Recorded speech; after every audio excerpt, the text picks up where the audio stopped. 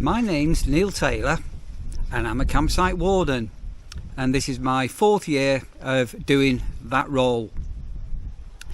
If you are a campsite warden, or you're considering being a campsite warden, or you just want to know a little bit more, I have got a Facebook page and a Facebook group where you'll get a very warm welcome. There's a link in the description below. Please pop over there. This video is part of a series of vlogs that I've done about the role of being a campsite warden, and it's incorporated on a playlist that you may find interesting. I have got some notes here, so sorry if I keep looking down. And this vlog is about bad campsite employers, people that employ campsite wardens, and they are bad people. They're not very good employers. Not employees, employers. So these are campsites that have taken on campsite wardens, given them a role, and perhaps they've been a little bit economical with the truth to what the job entailed. So this came about from a few months ago when I started to see some wardens on different forums and social media where they had been offered jobs at the beginning of the year, and basically things had gone sour, and the roles that they were asked to do, they were, well, exploited, I think is the word. So I have worked at one really bad place. Sorry, I've just had an alarm on here. I've worked for one horrendously bad place. Many of you will know, a large holiday company, and it was the job from hell. Started off okay, but ended up a disaster, and I got out after 3 or 4 months. So if you are thinking about becoming a campsite warden and you reach that interview stage, you, the warden, need to set out the rules rather than the campsite owner. And I say that with a pinch of salt. From day one, you need to know what is going to be expected of you. And being a campsite warden, you do not work 9 o'clock till 3 o'clock or 9 to 5. You have got to be flexible in this role. Things come up. You have holiday times and bank holidays where it's busy. You will be working weekends. You will be working bank holidays. So you have got to be flexible. If you think this is a go to work at 9 o'clock and I'll finish at 3 o'clock, stop right there. Don't even look. Don't even think about taking on the role. So you have got to be flexible. So by being flexible, you may be asked to do certain things. One of those roles can be the on-call, so that's looking after the campsite phone. So I personally have a phone with me 24 hours a day for 5 days a week, 5/6 days, and then Mark, who's covering for me, basically he has it for 24 hours. So I don't mind doing that, and we're not paid any extra to do that. But if I was getting repeatedly calls out of hours all the time, boom, boom, one after the other, one after the other, I would be going to my boss and go, look, this isn't really on. So if you're asked to be on call, ask what is going to be involved, and if you're getting regular call outs, you need to know what you're going to be compensated for actually doing that. Fortunately, it is absolutely, well, I've never had one whilst I've been here, to be honest.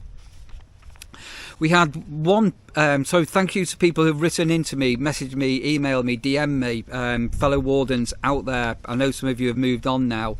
So one warden was told, so he took the job, went to the campsite, started working, and then was told, you can't leave the campsite. So I can get that, because if electric trips and things like this, somebody's got to be on site to be able to do things. But that might not be for you to actually be grounded. So even in the evening, if you want to, I don't know, if you want to pop out for a couple of hours to a restaurant for a meal, would it be appropriate? Would you be allowed to do that? So here, sometimes we do leave the campsite unattended. Fairly rare, to be honest.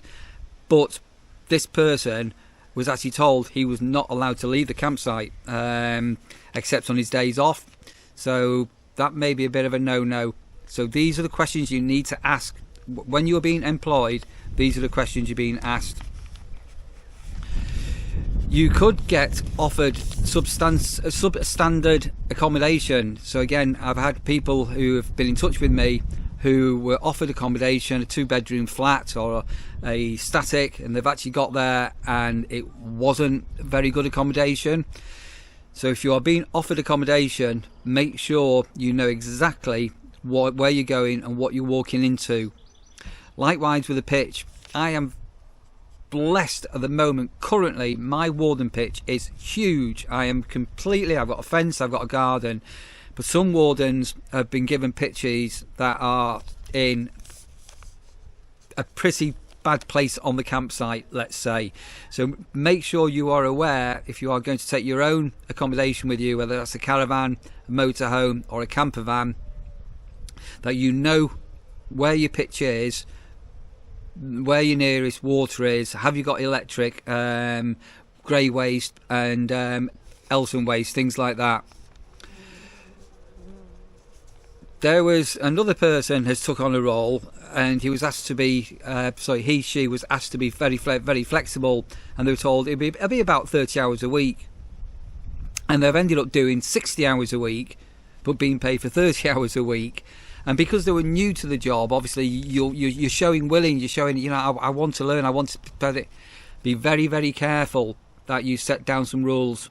So where I am, I get paid a fixed amount, and I know roughly how many hours a day that would be, and I many times go over the hours what I'm expected to do. But the reason why I don't mind doing that is my boss looks after me in other ways, and I am working for just an amazing company. But be very careful that if you're going to a campsite and they don't know how many hours they're going to be paying you, you need to find that out. So this person was told that they couldn't afford to pay for 60 hours, but if the campsite got busy and more people came, they would be able to increase the wages. That's not your problem. That is not your problem. That is a campsite owner's issue. So be very careful of that.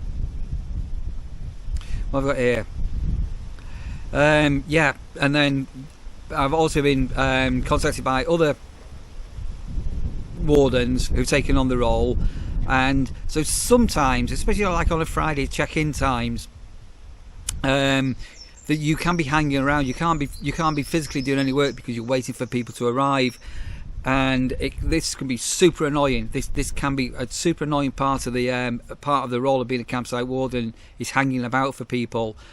But basically, these wardens were being told, well, whilst you've got an hour while you're waiting for an arrival, we're not paying you for that because you're not actually doing any work. So this happened in McDonald's and Kentucky Fried Chicken, where people weren't being paid but whilst they were actually on shift. It's not your fault that nobody's ordering a burger, or nobody's ordering a leg of chicken, or nobody's coming. Make sure you know exactly where you're coming from with the hours that you're expected.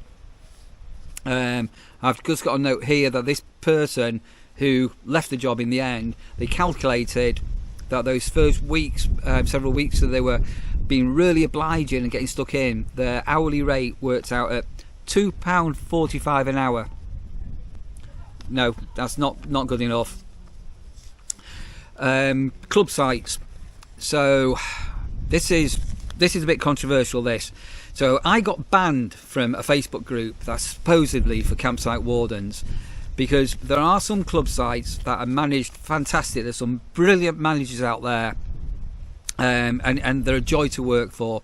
That's the feedback that I'm getting. But there are club sites where you've got bad managers, and then bad managers are causing headaches. Be very careful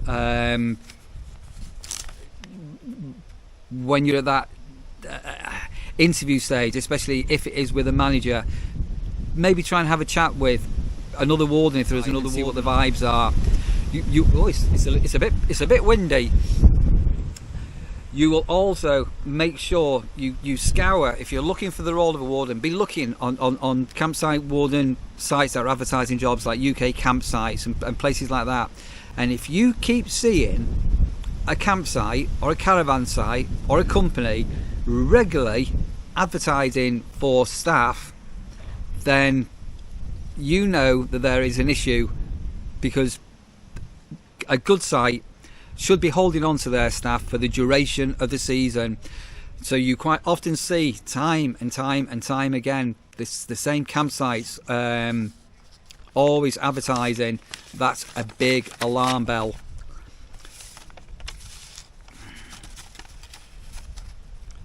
So bad management and bad owners, be careful.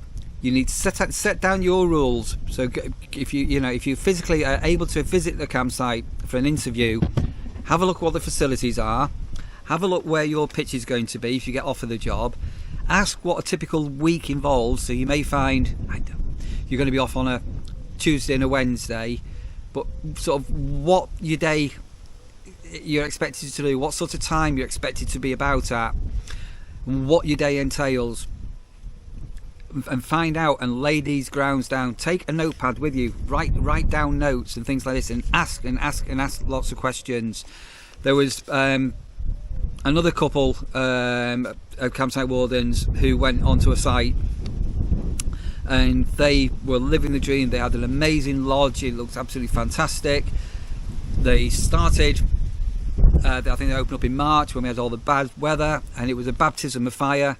And I was watching this couple, and I knew it wasn't going to end well, because they were still cleaning the toilets at 11 o'clock, midnight, 1 o'clock in the morning, and they've been on the go since 7 o'clock in the morning. And your enthusiasm, your adrenaline is there to start off with, but by the time you get to August, you will be tired. You will be physically, mentally tired of everything, and especially if you're on a really busy site at weekends where you've got constantly people coming and people going. So make sure you've got notes to ask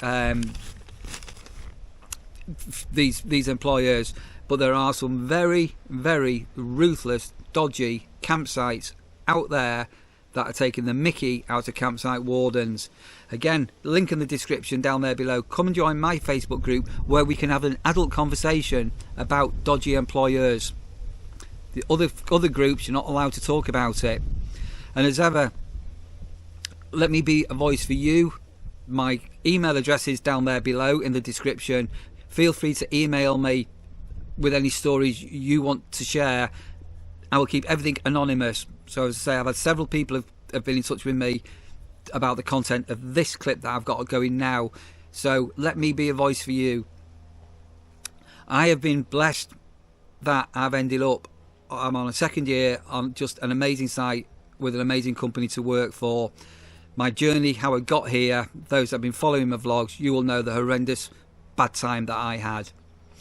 I hope you found that useful. If you have done, please do consider subscribing. The subscription button's down there below. It costs nothing. A thumbs up helps me to grow this channel, and as I say, this playlist this video is all about the role of being a campsite warden. Ask questions, come and ask me questions, and if you're going for an interview, ask lots of questions. And really, as I'm recording this now, we're coming into the middle of July. Every campsite should have its wardens on for the season. If you're going for a job now in July or August, one of the questions to ask is, why are you advertising this time of year? What happened to your previous wardens? Ask those cheeky questions. A good employer will not mind you asking them questions. Hope you found that of use. Hope you have. And again, comment below if you have. Thank you ever so much for watching. My name's Neil Taylor, and I'm a campsite warden.